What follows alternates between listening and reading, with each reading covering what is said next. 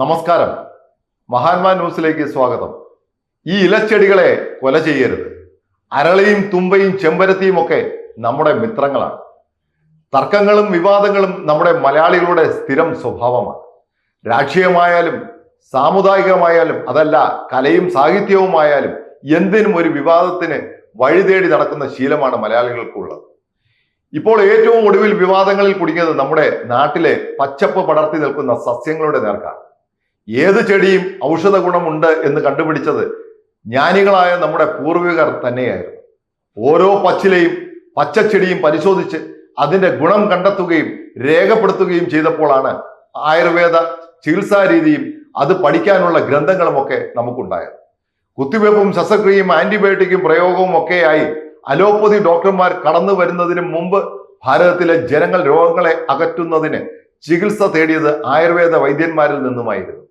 എല്ലാ ആയുർവേദ ചികിത്സകരും ഉപയോഗിച്ചിരുന്നത് പച്ചില മരുന്നുകളിൽ നിന്നും ഉണ്ടാക്കുന്ന ആയുർവേദ ഔഷധങ്ങളായിരുന്നു. വെറും പച്ചിലയായി നിലനിൽക്കുന്ന ഒരു വിലയുമില്ലാത്ത ചെടികൾ അതിന്റെ ഔഷധ ഗുണത്തിലേക്ക് കടക്കുമ്പോൾ ദിവ്യത്വമുള്ള വസ്തുവായി മാറിയിരിക്കുന്നു എന്നതാണ് ചരിത്രം പറയുന്ന സത്യം.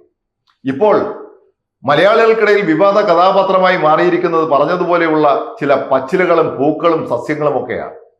കുറച്ചുനാൾ മുമ്പ് ഹരിപ്പാട് ഒരു യുവതി ക്ഷേത്രത്തിൽ നിന്നും കിട്ടിയ പായസം കഴിച്ച് മരണപ്പെടുന്ന സാഹചര്യമുണ്ടായി. പായസത്തിൽ പൂജയ്ക്കായി ഉപയോഗിച്ച അരളിപ്പൂവ് ഉണ്ടായിരുന്നു എന്നതാണ് മരണകാരണമായി വിശദീകരിക്കപ്പെട്ടത്. സംഭവം നടന്നതിന് പിറകെ പതിവ് പോലെ വിവാദ ഏർപ്പാടുമായി പലരും രംഗത്ത് വന്നു. പിന്നീട് അരളിപ്പൂവിനെ പോസ്റ്റ്മോർട്ടം നടത്തി പലവിധ കണ്ടെത്തലുകളുമായി ആൾക്കാർ മുന്നോട്ട് വന്നു.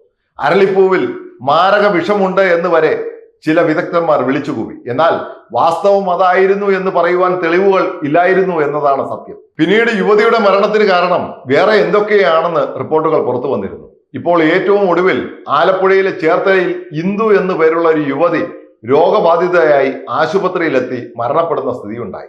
മരണം കഴിഞ്ഞതിന് ശേഷം മരണകാരണമായി ബന്ധുക്കൾ സംശയിച്ചത് വീട്ടിലുണ്ടാക്കിയ തുമ്പച്ചെടിയുടെ തോരൻ ഭക്ഷണമായി കഴിച്ചതുകൊണ്ടാണ് എന്നാണ്. ഇതും വലിയ വാർത്തയായി മാറുകയും വിവാദത്തിലെത്തുകയും ചെയ്തു. എന്നാൽ മരണപ്പെട്ട ആളുടെ പോസ്റ്റ്മോർട്ടം റിപ്പോർട്ട് പുറത്തു വന്നപ്പോൾ മരണത്തിന് വഴിവരിക്കത് തുമ്പച്ചെടി അല്ല എന്നും അവർക്ക് മറ്റു പല രോഗങ്ങളും ഉണ്ടായിരുന്നു എന്നുമാണ്. ഈ രണ്ട് മരണങ്ങളും അതിന്റെ പിന്നാലെ ഉണ്ടായ വിവാദങ്ങളും അതെല്ലാം ഉണ്ടാക്കുന്നവർക്ക് സമയം ചെലവഴിക്കാനുള്ള മാർഗമായി മാറുന്നു എങ്കിലും ഇത്തരം വിവാദങ്ങൾ സമൂഹത്തിൽ ഉണ്ടാക്കുന്ന ആശയക്കുഴപ്പങ്ങളും ഭയപ്പാടും ചെറുതൊന്നുമല്ല എന്നത് ആരും മറക്കരുത്. മലയാളികളുടെ മാത്രമല്ല എല്ലാ പ്രദേശത്തും എത്രയോ കാലമായി നിത്യേന പൂജയ്ക്കും ഒക്കെ ഉപയോഗിക്കുന്ന ഒരു പൂവാണ് അരളിപ്പൂവ്. ഓണക്കാലമായാൽ എല്ലാ പൂക്കളങ്ങളിലും ഏറ്റവും ആകർഷകമായ നിറം പകരുന്നത് ഈ അരളിപ്പൂവ് തന്നെയാണ്. ഇതൊക്കെ കാലാകാലങ്ങളായി നമ്മുടെ നാട്ടിൽ കണ്ടുവരുന്നതാണ്. അരളിപ്പൂവ് കൈകൊണ്ടെടുത്ത് അല്ലെങ്കിൽ കടിച്ച് ചവച്ച് എന്നൊക്കെയുള്ള കാരണത്താൽ ആർക്കെങ്കിലും രോഗബാധ ഉണ്ടായതോ മരണപ്പെട്ടതായോ കഴിഞ്ഞ കാലങ്ങളിൽ ഒന്നും നാം കണ്ടിട്ടില്ല. ഇതിനേക്കാൾ ഖേദകരമായ കഴിഞ്ഞ ദിവസം തുമ്പപ്പൂവിന്റെ പേരിൽ ഉണ്ടായ വിവാദമാണ്. തുമ്പച്ചെടി ഏറ്റവും വലിയ ഔഷധ ഗുണമുള്ള ഒരു ചെടിയായിട്ടാണ് ആയുർവേദം പറയുന്നതും നമ്മൾ കണ്ടും കേട്ടും അറിഞ്ഞിട്ടുള്ളത്. എത്രയോ കാലമായി കൊച്ചുകുട്ടികൾ കൃമിശല്യം ഉണ്ടാകുമ്പോൾ അതിന് മരുന്നായി നൽകി വരുന്നത് തുമ്പയില ചതച്ചു പിഴിഞ്ഞ നീരായിരുന്നു. ഇതും മാത്രമല്ല, തുമ്പച്ചെടിയുടെ എല്ലാ ഭാഗത്തും ആയുർവേദ പ്രകാരം ഔഷധ ഗുണം നിറഞ്ഞതാണ്. ഇതെല്ലാം കാലങ്ങളായി അറിഞ്ഞുകൊണ്ടിരിക്കുന്ന നമ്മൾ തന്നെ കാള പെറ്റു എന്ന് കേട്ട് കയറെടുക്കുന്നത് പോലെ ആരോ എന്തൊക്കെയോ പറഞ്ഞു എന്നത് കേട്ട് അതിന്റെ പിറകെ പാഞ്ഞുകൊണ്ട് ഒരു ചികിത്സാ സമ്പ്രദായത്തെ പോലും ചോദ്യം ചെയ്യുന്ന സ്ഥിതി ഉണ്ടാകുന്നത് ശരിയായ കാര്യമല്ല. കേരളം നല്ല രീതിയിൽ പച്ചപ്പുള്ള ഭൂപ്രദേശമാണ്. മലകളും സമതലങ്ങളും നമ്മുടെ കേരളത്തിന്റെ പ്രത്യേകതയാണ്. അതുകൊണ്ട് തന്നെയാണ് നമുക്ക് ഏറ്റവും സുലഭമായി ആയുർവേദ മരുന്നുകൾ ലഭ്യമാകുന്നത്. ആയുർവേദത്തിൽ എല്ലാ മരുന്നുകളും ഉണ്ടാക്കുന്നത് പച്ചിലകളും ചെടികളും അതിന്റെ വേരുകളും ഒക്കെ ഉപയോഗിച്ചാണ്. ഇത് ഇന്നോ ഇന്നലെയോ തുടങ്ങിയതല്ല. പരമ്പരാഗതമായി നമ്മുടെ മുന്നിൽ പച്ചില മരുന്നുകളും ആയുർവേദ ചികിത്സാ രീതികളും തുടർന്നു വരുന്ന ഒന്നാണ്. പരിഷ്കാരത്തിന്റെയും ആധുനികതയുടെയും ഒക്കെ പേരിൽ അലോപ്പതി മരുന്നുകൾക്ക് പിറകെ പോകുന്ന സമൂഹമാണ് ഇപ്പോൾ കേരളത്തിലുള്ളത്. ഉറക്കെ ഒന്ന് തുമ്മിയാൽ അപ്പോൾ തന്നെ ഡോക്ടറെ കാണാനും കുറെ ഇംഗ്ലീഷ് മരുന്നുകൾ വാങ്ങി കഴിക്കുവാനും തയ്യാറാകുന്ന സമൂഹമായി നമ്മൾ മാറിയിട്ടുണ്ട്.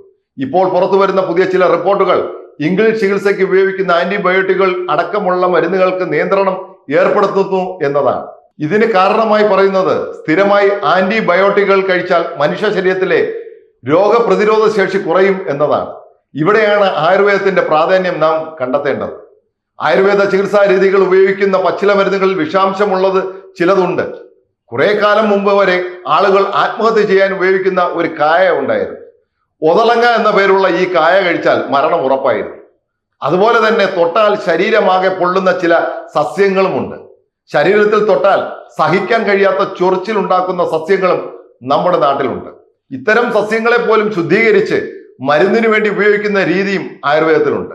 ഏതായാലും അടുത്ത കാലത്തായി ഉണ്ടായ ചില അസ്വാഭാവിക മരണങ്ങളുടെ പേരിലാണ് നമ്മുടെയൊക്കെ മുന്നിൽ നമുക്ക് സന്തോഷം പകർന്ന് പച്ചപ്പ് നിലനിർത്തി പൂക്കളും കായ്കളും ഒക്കെയായി വളരുന്ന ചെടികളെ ക്രൂശിക്കപ്പെടുന്ന സാഹചര്യം ഇപ്പോൾ ഉണ്ടായിക്കൊണ്ടിരിക്കുന്നത്. തുമ്പയെയും തുളസിയെയും ചെമ്പരത്തിയെയും അരളിപ്പൂവിനെയും മുക്കൂറ്റിയെയും കൊലപാതകികളാണ് എന്ന് വരുത്തുന്ന രീതിയിലുള്ള വിവാദങ്ങളും വിമർശനങ്ങളും ഉണ്ടാക്കുന്നത് നമ്മളെ തന്നെ ശിക്ഷിക്കുന്ന ഏർപ്പാടിന് തുല്യമാണ് എന്ന് തിരിച്ചറിയാനെങ്കിലും സമൂഹത്തിന് കഴിയണം. നന്ദി.